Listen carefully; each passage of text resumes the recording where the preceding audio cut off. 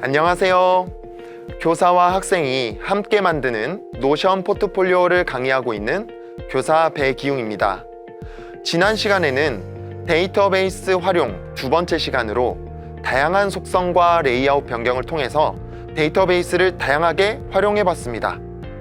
노션을 쓰다 보면 차곡차곡 쌓여가는 페이지와 데이터베이스 안에 상당히 많은 양의 자료와 링크가 담겨 있는데요. 그럴수록 이 자료는 어디에 속해 있는지 분류가 잘 되어 있으면 좋겠죠. 따라서 오늘은 노션을 켰을 때 가장 먼저 나타나는 바탕 페이지를 구성해 보도록 하겠습니다. 새로운 기능은 아니고 지금까지 배웠던 걸 토대로 예시 자료를 한번 따라해 볼 거고요. 두 번째로는 노션의 가장 큰 장점이자 매력 중 하나인 공유에 대해 알아보겠습니다. 마지막으로는 노션에 있는 다양한 단축키를 정리해 봄으로써 선생님들께서 짧은 시간 안에 노션의 생각과 정보를 담아낼 수 있는 기능을 익혀보도록 하겠습니다. 어느덧 마지막 시간이네요. 다 함께 출발해 볼까요? 네, 그렇다면 이번에는 공유를 한번 알아볼 텐데요. 혹시 선생님께서 궁금한 점 있으실 수도 있을 것 같아요. 학생과 함께 만드는 포트폴리오, 왜 학생과 함께라고 이름을 붙였을까요? 왜냐하면 이 노션의 기능을 학생도 조금만 익히면 학습 포트폴리오를 선생님이 일일이 넣어주는 것이 아니라 학생이 함께 선생님과 같은 공간에서 포트폴리오를 만들어 갈 수 있기 때문입니다. 그 기능이 바로 공유에 있는데요.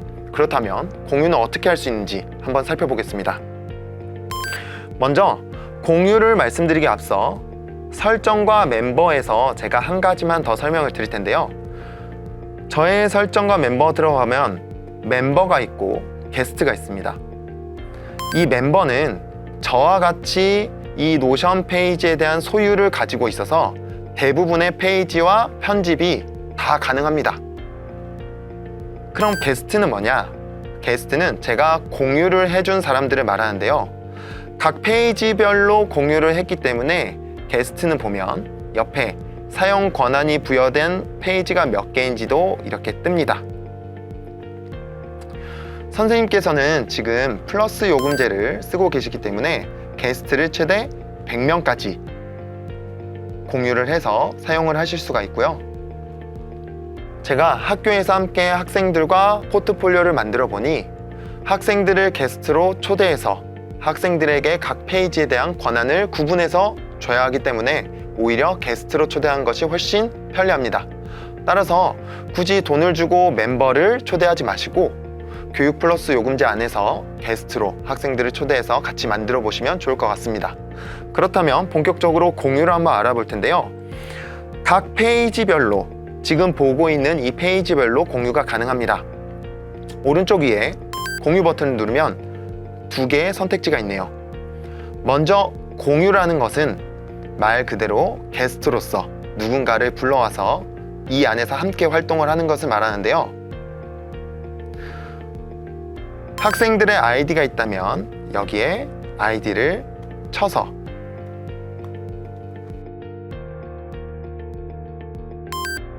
이 학생에게 전체를 허용할 것인지 편집 허용할 것인지 아니면 댓글만 달게 할 것인지 읽기만 할 것인지 선택이 가능하고요. 전체와 편집이 어떤 차이가 있는지는 여기에 적혀 있습니다. 전체는 게스트도 이 페이지를 다른 사람과 공유까지도 가능하고 편집은 공유는 불가한 채 이 페이지를 수정할 수 있는 것입니다. 만약 제가 전체 허용을 해서 초대를 하면 이제는 이 공유를 눌러보면 이 페이지는 이 친구와 같이 사용을 하고 있다는 게 여기 뜨죠. 심지어 이 친구가 전체 허용이 됐다는 것도 알 수 있습니다. 사실 제가 선생님들과 실습했던 그 아이디인데요. 그러면 그 아이디로 한번 들어가 보겠습니다. 저는 기본적으로 제가 가지고 있었던 페이지는 이 페이지인데요. 게스트로서 초대받은 페이지는 이곳을 클릭해서 제가 공유받은 페이지를 확인하려면 눌러보겠습니다. 아까 공유를 받았던 페이지가 보이죠? 이 아이디에서 이 아이디를 초대해서 이제는 같이 수정도 할 수 있습니다.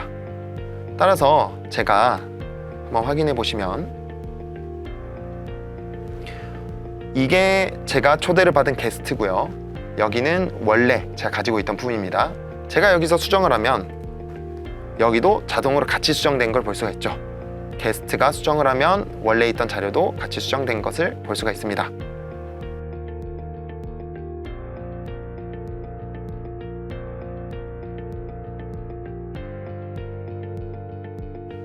따라서 선생님께서는 학생들에게 페이지를 구분해서 권한을 줘서 그 학생은 자신의 포트폴리오에만 들어갈 수 있도록 그렇게 설정을 하실 수 있는 거죠.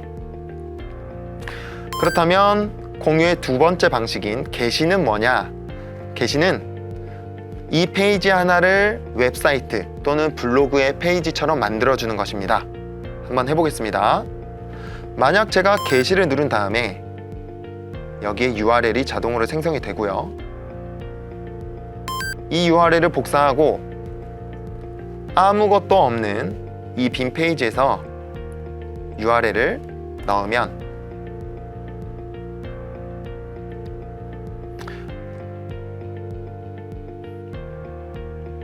이런 식으로 게시됐던 페이지가 뜹니다.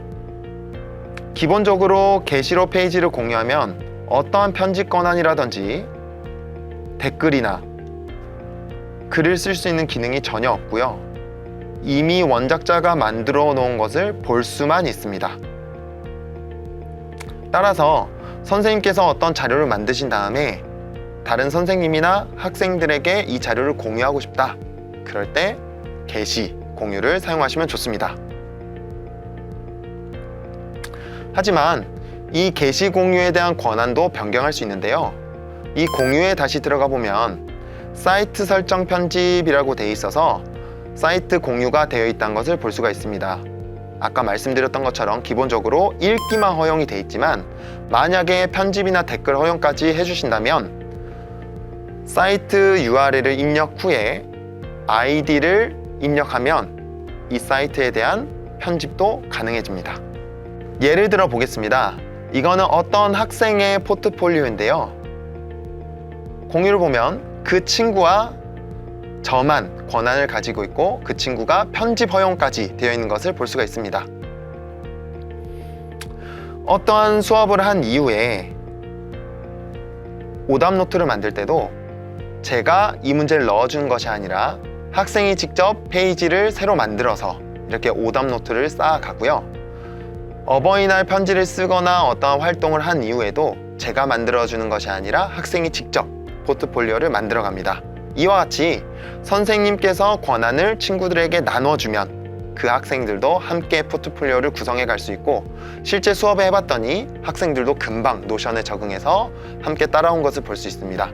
또한 자신이 직접 만들어가는 포트폴리오이기 때문에 그냥 자동적으로 생성된 것보다 아이들이 훨씬 기억도 잘하고 있고 본인에게도 의미 있게 다가온 것을 확인할 수 있었습니다. 이렇게 해서 공유 부분을 함께 살펴보았고요. 지금까지 배웠던 많은 기능들을 합쳐서 이제는 가장 기본이 되는 바탕 페이지를 만들어 보도록 하겠습니다. 지금까지 만들다 보니까 나에게만 해당하는 포트폴리오도 있고 학생들과 같이 이용하는 또는 수업이나 학교 선생님과 이용하는 포트폴리오가 다 따로 있겠죠. 자료가 쌓여갈수록 당연히 분류하는 것도 매우 중요할 것 같은데요. 이번 시간에는 지금까지 배웠던 것을 토대로 노션을 켰을 때 가장 먼저 보이는 바탕 페이지를 한번 구성해 보겠습니다. 화면을 보면 아이콘과 커버가 들어가 있고요. 제목이 있고 내 포트폴리오, 학생과 함께하는 포트폴리오, 수업 시간에 쓸 수 있는 자료 모음, 학교 선생님과 공유하는 포트폴리오로 구분되어 있는 것을 볼 수 있고 밑에 보니 오늘의 날씨, 그 다음에 오늘이 1년이나 한 달이나 또는 오늘 이 시간이 하루 중에 어느 정도에 해당하는지 시각화하는 자료도 들어가 있는 것을 볼 수 있습니다. 함께 만들어 보겠습니다.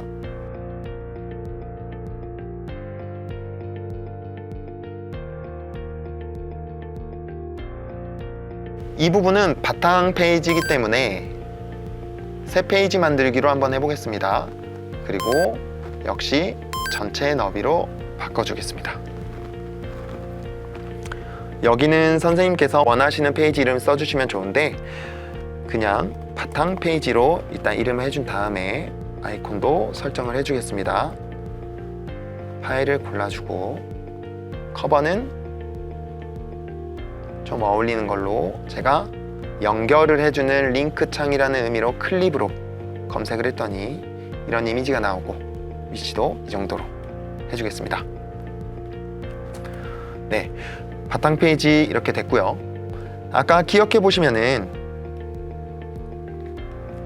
이곳에 나의 포트폴리오, 학생 포트폴리오, 수업 자료, 그 다음에 학교 선생님 온라인 교무실이 있는 걸 봤었죠.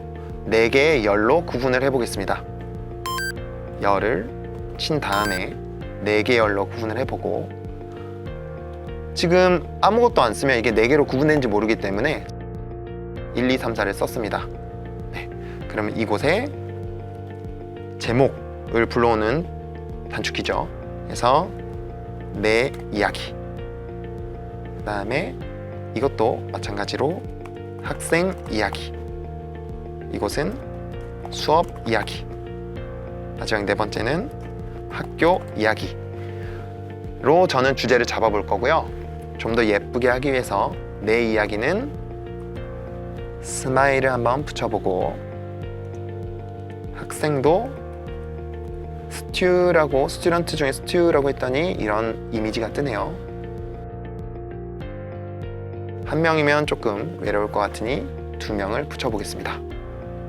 수업 하면 학교가 떠올라서 스쿨을 검색하니까 이 이미지를 붙여주고 사실 학교는 업무 공간이기 때문에 워크라고 한번 검색을 해서 이 서류 가방을 붙여볼게요.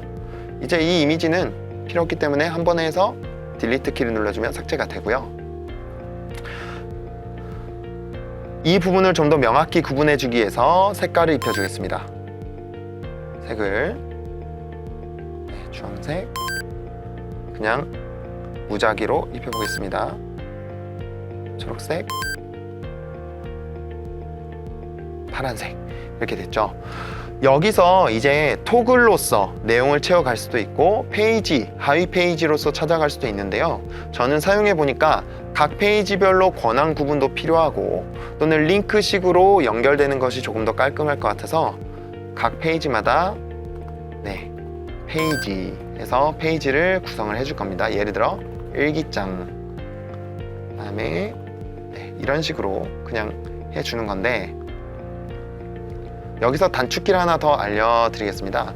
지금 이 텍스트를 하위 페이지 블록으로 바꿔주려면 컨트롤 시프트 9를 누르면 이렇게 텍스트 블록이 페이지 블록으로 바뀌는 걸 볼 수가 있고요. 근데 여기서 문제가 생긴 거 볼 수 있습니다. 이 부분 조금 중요할 것 같은데요. 그냥 만들었더니 전체에 대한 블록이 만들어졌습니다. 제가 만들고 싶은 건 여기까지 끊기는 거죠. 일기장도 마찬가지인데요. 이럴 때는 이 부분에서 엔터를 쳐서 이 안으로 그냥 넣어주면 됩니다.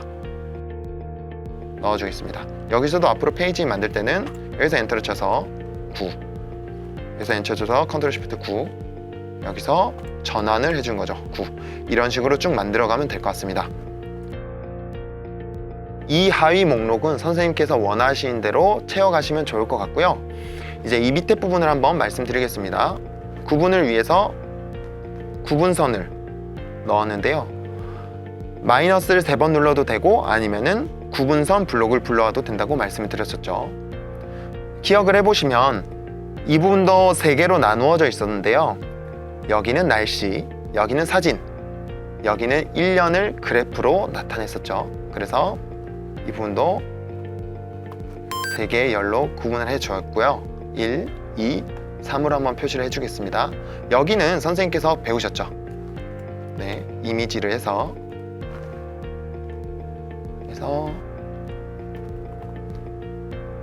아마 이 이미지를 썼습니다. 그리고 제가 가장 좋아하는 말을 여기다 쓰면 좋겠죠.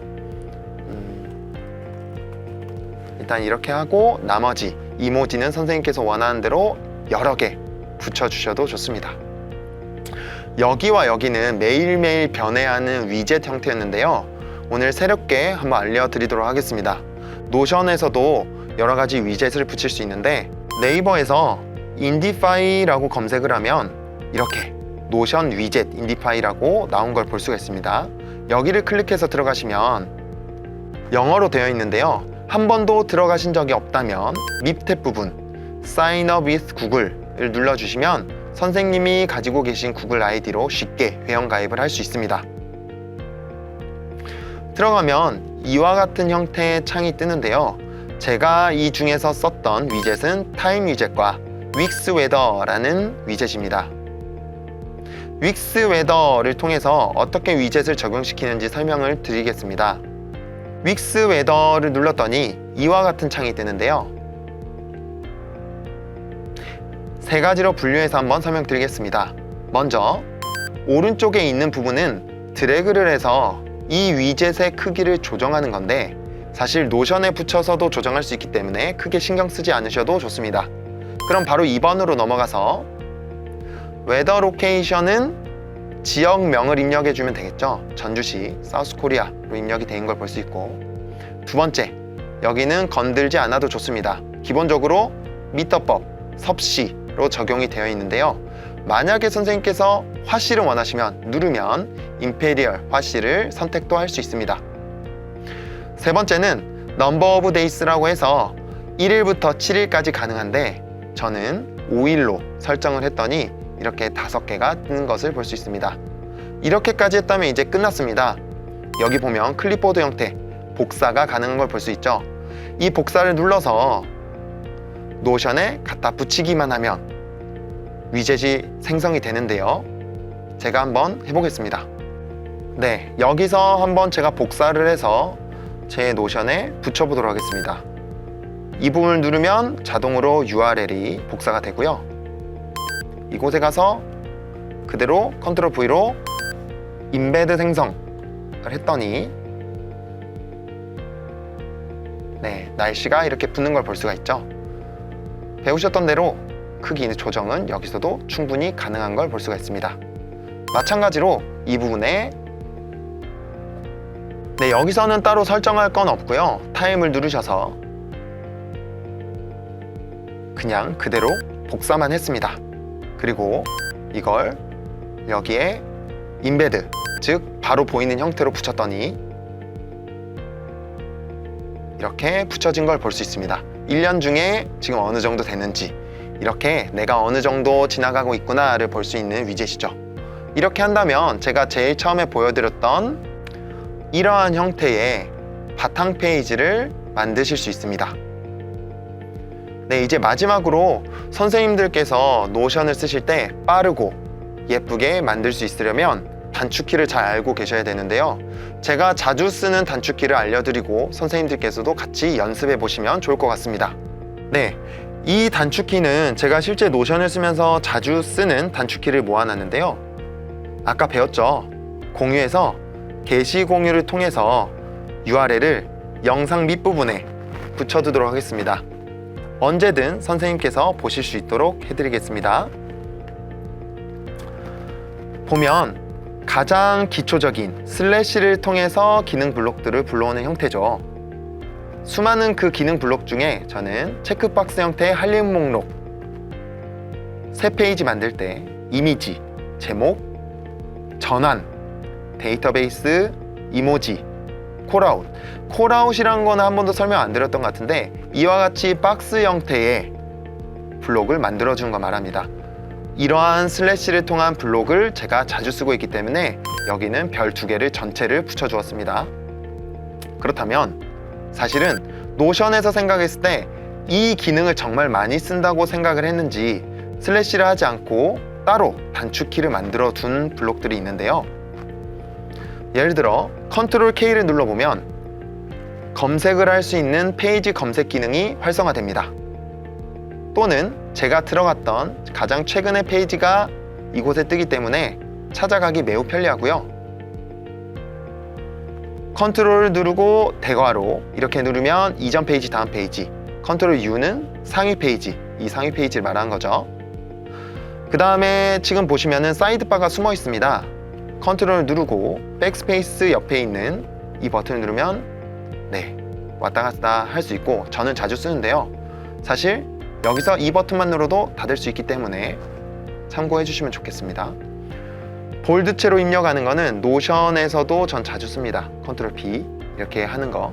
그 다음에 코드로 표시되는 것은 제가 자주 쓰는 이유는 이렇게 바탕색도 바뀌면서 글자색도 한꺼번에 바뀌는 이러한 효과 때문인데요. 이 상황에서 저는 컨트롤 B 볼드를 해줌으로써 강조를 해주는데 자주 쓰기 때문에 제가 별 2개를 붙였습니다.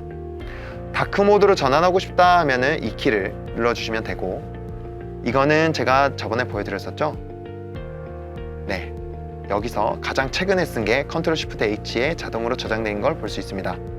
이모지를 불러올 때 콜론을 입력해주는 부분, 또 제목 1, 제목 2, 제목 3, 토글, 탭과 쉬프트 탭까지 이렇게 선생님께서 알고 계시면 정말 좋을 것 같고요. 네, 탭과 쉬프트 탭과 관련해서 제가 질문을 많이 받아서 이곳에서 한 가지 더 말씀드릴 텐데요. 여기서 엔터를 치고 백스페이스를 누르면 글머리는 삭제가 되었죠.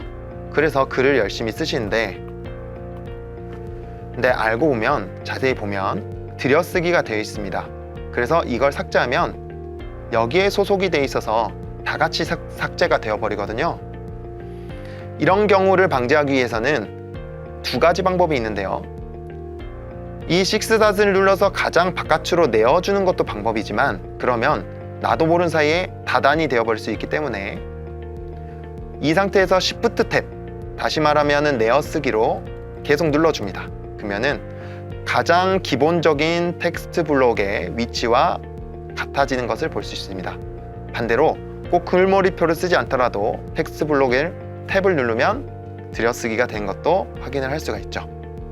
따라서 글머리표에서만 Shift 탭과 탭을 쓰는 것이 아니라 내가 아무데도 소속되어 있지 않은 새로운 텍스트 블록을 불러오고 싶다 하면 이곳에서 Shift 탭으로 가장 바깥으로 꺼내주면 새로운 텍스트 블록이 형성된 것을 볼 수가 있습니다.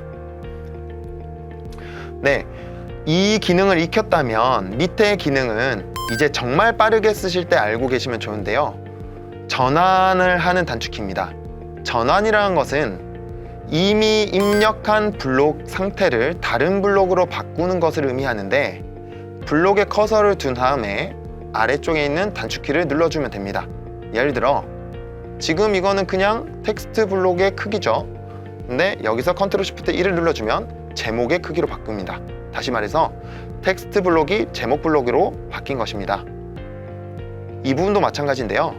컨트롤 쉬프트 4를 눌러주면 체크가 가능한 체크리스트로 바뀐 걸 볼 수가 있죠.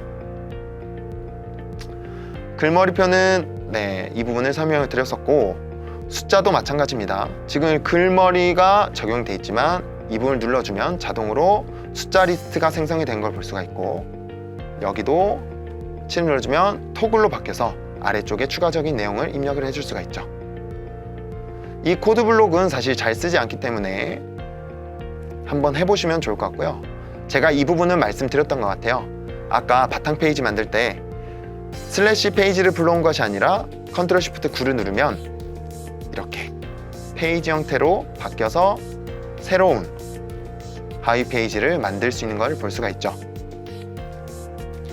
따라서 이러한 텍스트 블록에 컨트롤 쉬프트 9를 누르면 하위 페이지를 계속해서 만들어 가신 것도 볼 수 있습니다. 근데 제가 이 전환 단축키는 나중에 익히셔도 될 것 같습니다 라고 말씀드린 이유는, 각각의 블록 옆에 6닷을 눌러보면 여기에 전환 버튼이 있습니다. 이 전환 버튼을 통해서도 선생님께서 불편함 없이 이렇게 변환을 할 수 있기 때문에 선생님께서는 이 앞에 있는 단축키를 우선순위로 익혀주시면 좋을 것 같습니다. 네, 수고 많으셨습니다. 6차 시동안 따라서 해보느라 고생 많으셨죠? 사실 연수들을 통해서 이런 방법 저런 방법들을 다 해보았는데, 역시 직접 따라해보고 실습해봐야 나중에 사용하게 되고 이해도 빠르시더라고요. 이 정도의 기초만 있다면 앞으로 노션을 선생님 마음대로 자유자재로 쓰시기에 부족함은 없을 겁니다. 저는 생각을 정리해보고 또 개요를 짜며 내용을 생성도 하고 이런 과정들을 쌓고 공유하며 많은 도움을 받았습니다. 물론 편리함도 느꼈고요. 이번 강의가 선생님께 조금이나마 도움이 되었기를 바라고요. 혹시 하다가 잘 모르겠는 부분은 저에게 메신저를 주시면 열심히 답변 드리도록 하겠습니다. 지금까지 선생님들과 함께 고민하고 연구하고 수업하고 있는 교사 배기웅이었습니다. 감사합니다.